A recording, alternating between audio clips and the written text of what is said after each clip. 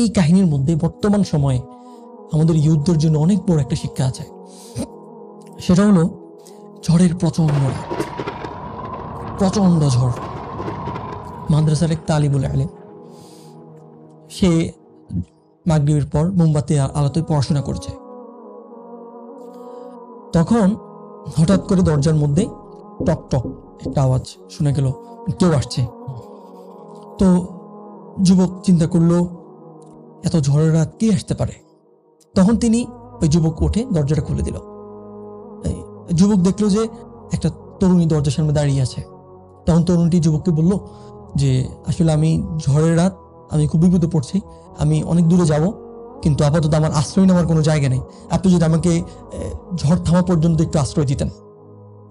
তখন যুবকটি আশ্রয় দিলেন, ঠিক আছে আপনি থাকেন এখানে। তখন যুবক আবার নিজের পড়াশোনায় ব্যস্ত হয়ে গেল।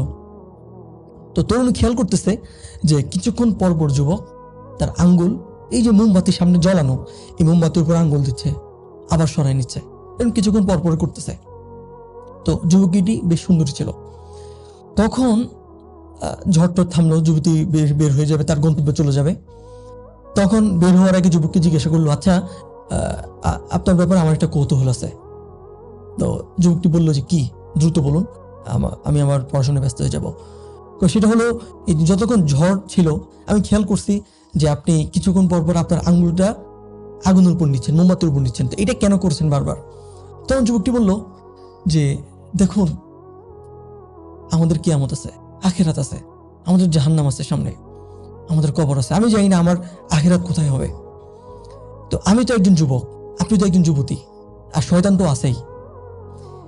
তো যখনই শয়তান আপনার ব্যাপারে আমার মনের মধ্যে বস্ত্রতা দিচ্ছিল, খারাপ প্ররোচনা দিচ্ছিল, তখনই আমি সেটা দমানোর জন্য আমার এই আঙ্গুলটা আগুন উপর নিতাম, আর নিজেকেই বলে প্রবোধ দিতাম যে দেখ, তুই দুনিয়ার সামান্য এই আগুনটা সহ্য করতে পারতেছিস না, তাহলে সেই আখেরাতের এই রোদের উত্তাপ, সূর্যের উত্তাপ আর জাহান্নামের 70 গুণ বেশি উত্তপ্ত আগুনের উত্তাপ তুই কিভাবে সহ্য করবি? আমি যতবারই আমার এই আঙ্গুলটা মোমবাতির উপর নিতাম, ততবারই আমার ভিতরে জাহান্নামের ভয় চলে আসতো, এবং এটাই আমাকে আপনার প্রতি ঝুঁকতে না করতে নিষেধ করছে বা ঝুঁকতে বাধা দিছে।